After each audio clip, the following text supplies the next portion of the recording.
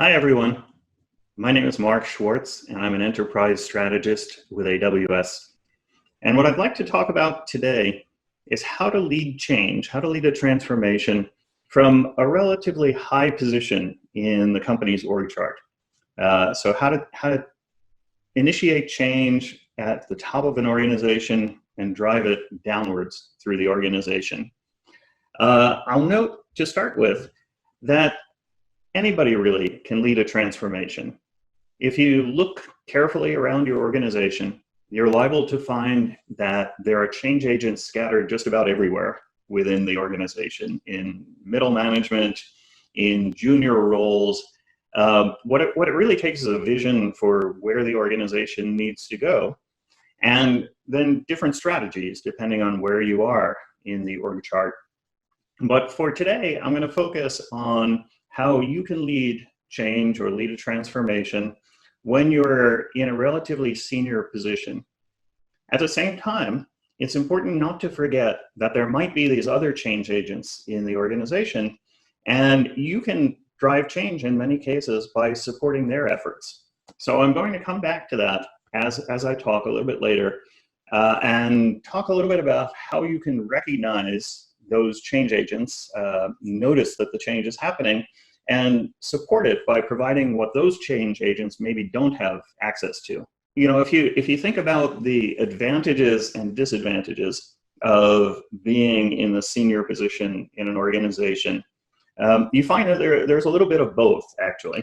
So to start with the advantages, well, of course, you're in a position of power, right? Relative to other people in the organization. And you also have let's say, a communication platform. You know, you can talk to a lot of people. You can make speeches and, you know, have a big audience and people listen. So those are great starting points for causing a big change in an organization. At the same time, if you're senior in an organization, you, first of all, you have a very strong sense of accountability, and that can make big change feel risky to you, for one thing. Second thing is, nobody's really at the top of an organization, right? I was CIO. If you're, let's say, a CFO, then you still report to a CEO.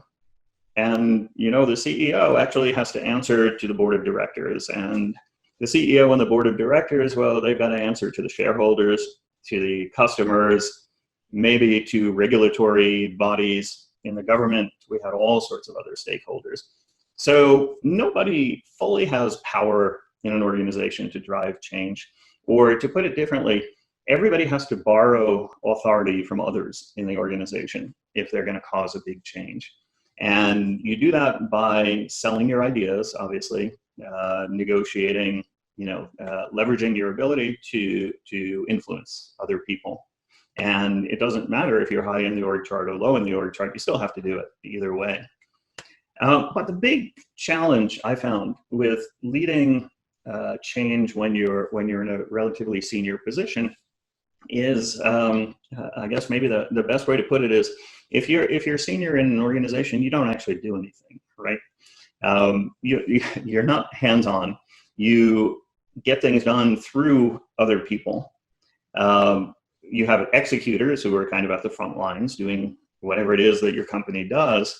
And you're relatively distant from that action. So any change that you cause, you have to cause indirectly.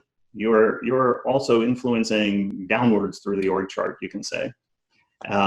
So especially in a very vertical organization like the one I was in, the U.S. government, where there's a very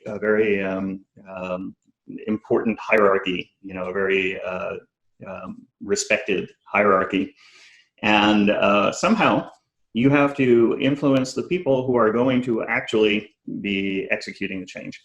So you can stand on a stage and tell people that they need to change, but that's really not the most effective way, right? It takes a little bit more than that, especially if you're asking people to think differently about how they do their jobs, and about things that are really important to them day to day.